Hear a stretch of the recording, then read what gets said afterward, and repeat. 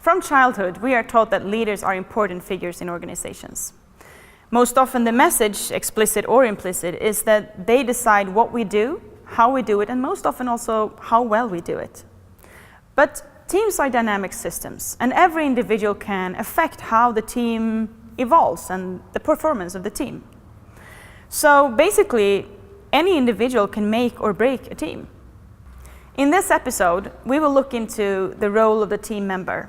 We will look into culture of teams, what characterizes low and high performing teams, and also what behaviors you as a team member can choose to help your team be high performing.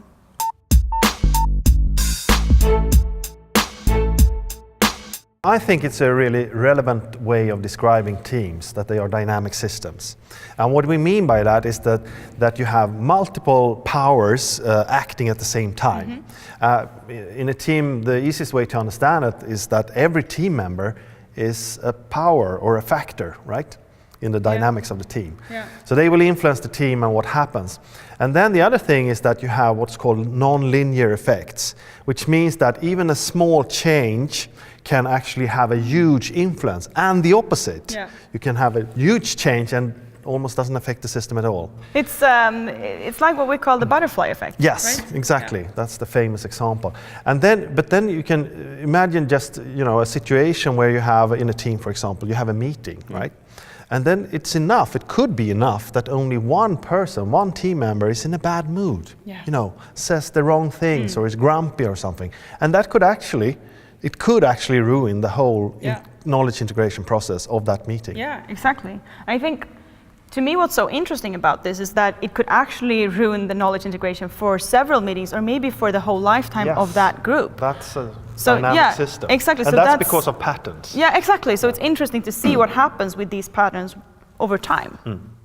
So even though it sounds like this changes all the time, on the other side we want patterns, or we form patterns. So we start behaving in the same way towards each other. We start expecting the same things from each other and so on. And that's patterns. So you could say that it's like the team creates its own culture, because this is culture. So I think what you're saying now is really important, that the definition of what culture is actually how individuals in a group behaves. Yes. And it's interesting. Or the patterns in that. Yeah, exactly. But it's interesting because in my experience, many people view culture as something that is given, and most often very difficult as well. In Sweden we have this saying, det sitter i väggarna. Basically in English it would be something like, it's in the walls, the culture is in the walls. But it's really not like that at all. No. Because when you have these patterns, and what we just established is that any individual can change these patterns just by how you choose to behave, that means you can change the culture at all times. So it's not at all in the walls. No, the culture is people behaving.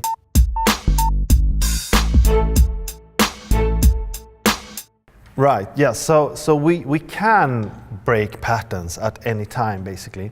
But it's not going to be that easy, and it's probably going to feel awkward, because we're not really programmed to act against the cultures we are within. Instead, it's the opposite. We're very sensitive to this, and we look for what culture and what behavior we are expected to have, right? Yeah. And any change may also encounter resistance. Yeah. Because people don't want change. Yeah, exactly. And you mean, in a way you are right about that. Breaking cultural patterns or behaviors will be awkward for people. Yes. But it's not difficult to do it. It's not difficult to take on these others' behaviors, because basically every person has at some point in their life been in a team where that was high performing.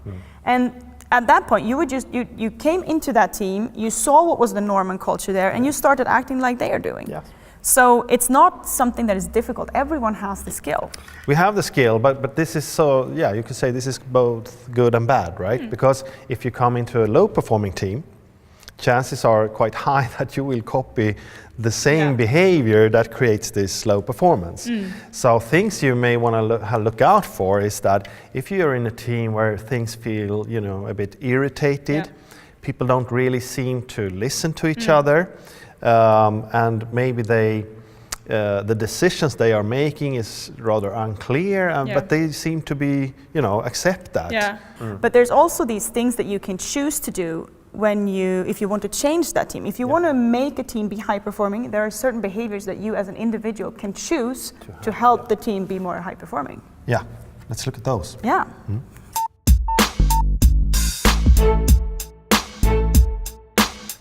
In research, there's been a lot of different studies on what is effective teams, and especially one has tried to identify what is general efficient team behaviors.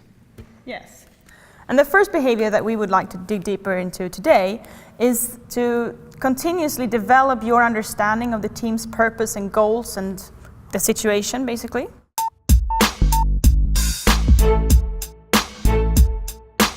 And I mean, historically, this has been a lot about the leader's responsibility to clarify the purpose. Yes. But today, when the organizations and the individuals are so specialized, it's not good enough anymore to let the leader do that. If you're going to be self-navigating as an individual in a team, you need to understand the purpose just as good as the leader, and you need to continuously work on developing your own understanding of the purpose and the goals.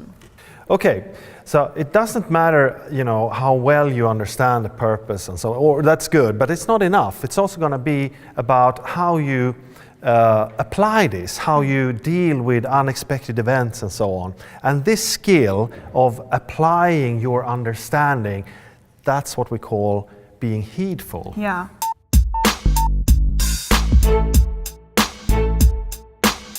Basically, that's the most important behavior when we look at high-performing teams. But it's a difficult word, and it doesn't really have a good synonym. But usually when we talk about it, we usually say that it's about being caring, attentive, purposeful. Yeah, but for what? What would you say you have to be caring and attentive to? Well, you have to be caring and attentive and purposeful, both towards the team, towards the situation, but also towards yourself. Yes. So that you at any given moment can act upon these three entities and what they need, and time your response to all of these three entities' or not behaviors, but like what they need. It's a word I've read somewhere is that it's about bringing yourself or your powers to bear. Yeah. And in order to do that in a good way, you need to keep track of all these things at the same time. What is the task? Where is the team? Where am I? And then you sort of work with all these factors and try to make the right thing. Yeah.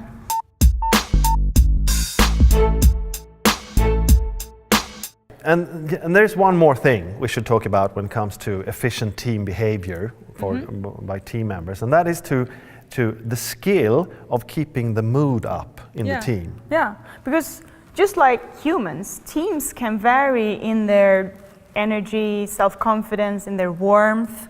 Yeah. But the good thing in a team, though, and it's kind of obvious, is that you're not alone, right? No, exactly. So here team members can actually help each other keeping sort of the spirit up in the team. And do things like, sometimes we need a laugh, sometimes we need, to work extra hard and so on, and keeping, a lookout for what is needed. And of course, that means that sometimes the team will be relying upon you. Yeah, but this is not always easy though, because no, it's not. When you're in that situation, you have a lot of things working against you. People will be stressed, they will be in a bad mood and everything. But for me, I always feel like it's somewhat rewarding or comforting to know that I have the power in my hands to do something about this. So I always know that I can change the behaviors and the culture in the group. Yes. And it's in my powers, and that's quite nice. Yeah.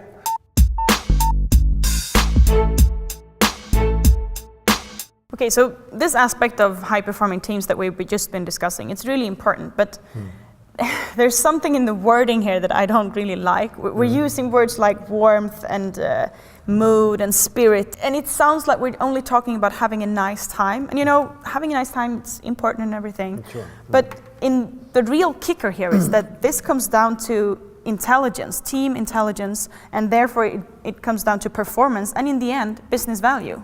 What I'm trying to say is that the culture is affecting how people perform. Yes. And it's quite heavily underinvested, I'd say. Yeah. We spend a lot of money investing in leadership, for example, but we don't spend at all as much money investing in how people choose to act and how you are supposed to act to be a good team member, for example. And to me, that's fascinating, because we know that this has a direct impact on basically on the bottom line. So it's crucial for businesses, and still we're not really putting our focus there.